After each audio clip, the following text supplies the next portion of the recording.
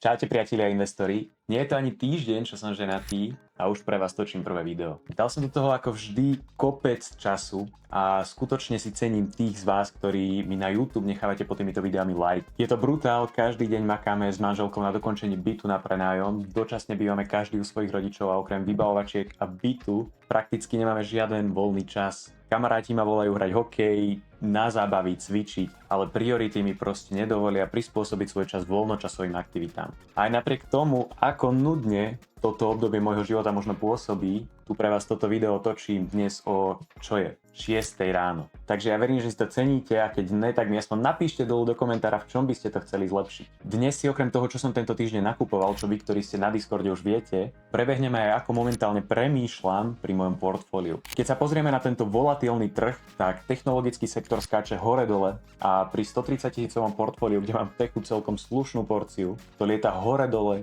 každý deň v tisícoch eur. Poviem vám na rovinu, že moje portfólio je aktuálne dosť agresívne a je to hlavne tým, že mi vyrástli niektoré pozície natoľko, že podstatne hýbu tým portfóliom, ale aktuálne mi osobne nedáva zmysel vyberať žiadne zisky, pretože verím, že je potenciál týchto firiem a ich akcií stále veľký. No a zatiaľ pomaličky, takmer každý týždeň budujem pozície z voľnej hotovosti práve o firmách, v ktorých vidím potenciál, aj keď už tento AI cyklus narazí na svoj vrchol. Celsius je jedna z týchto firiem, do ktorej už 2 mesiace pravidelne posielam voľný kapitál. Firma má obrovský potenciál získať trhový podiel v globálnom priestore a aktuálne majú na americkom trhu energetiakov takmer 21% trhového podielu. Hlavný brand Celsius rastie na tržbách nejakých 10% ročne a ich akvizícia z roku 2025 Alany je rýchlo rastúci brand a Celsius pracuje na tejto distribúcii veľmi dobre. Nedávno dostali pod svoje krídla značku Rockstar, ktorá má tiež parádny priestor na znovu naštartovanie. Táto akcia ma pri aktuálnom ocenení stále ubezpečuje silou na strane kupujúcich investorov. A podľa toho, ako tá akcia dýcha a prakticky celý spotrebný sektor,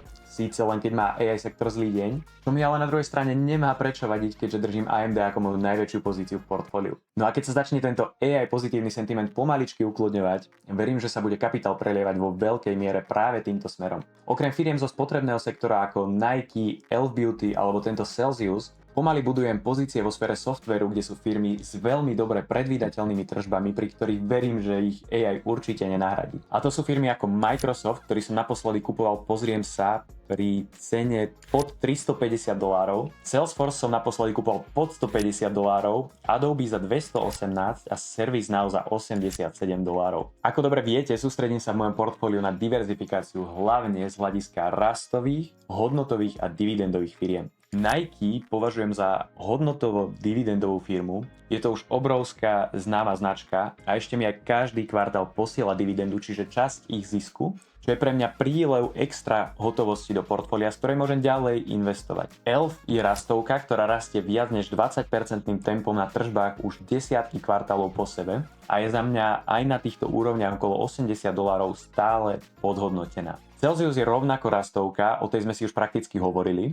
AMDčko mi to portfólio aktuálne kvalitne hýbe, ale je to stále extrémne rastová mašina. Okrem toho sa mi začína rozbiehať aj fintech, kde mám SoFi a PayPal, ktorý tiež vlastne vypláca dividendu. Potom tu máme zatiaľ miniatúrnu pozíciu v Microsofte, ktorý asi nemusím predstavovať a tiež vypláca dividendu. Google Deto, tam mám ale už nejakých 3,6% portfólia. No a potom tu máme zatiaľ moje stále síte stratové, ja to volám mini ETF, ale prakticky len preto, že nevsádzam čisto na jednu kartu v softvérovom sektore. Sem môžem rátať ten spomínaný Microsoft, Salesforce, Adobe a ServiceNow. Aktuálne moje portfólio vyzerá tak, že niekde držím stratu, niekde zisk, ale nejakým spôsobom nepanikárim. Sústredím sa na dlhodobý horizont a jednoducho nakupujem firmy, ktoré považujem za kvalitné s vysokým potenciálom, no a vôbec sa nesnažím vyskakovať a naskakovať do trhu, len postupne budujem silné diverzifikované portfólio, ktorým mierim vždy nad priemer trhu a preto to aj robím. Keby chcem priemer tých 10%, tak sa vôbec neobťažujem čítaním nejakých firemných výkazov, nejakou valuáciou, ale jednoducho stavím na konzervatívne ETF, ktoré mi nebudú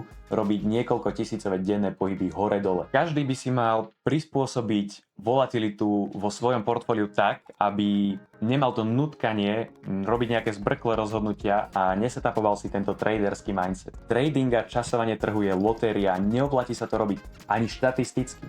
Za mňa je to len čistý prejav ľudskej psychiky, strach, chamtivosť a proste emócie, ktoré by si sa mal ako dlhodobý investor naučiť od investovania selektovať. Keď si chceš preletieť celé moje portfólio, dostaneš sa k nemu cez môj Discord, ktorý nájdeš na mojom webe Stocking.sk. Priatelia, vážim si všetkých, ktorí mi pomáhate budovať túto jedinečnú, dlhodobo mysliacu, najlepšiu investičnú komunitu na Slovensku.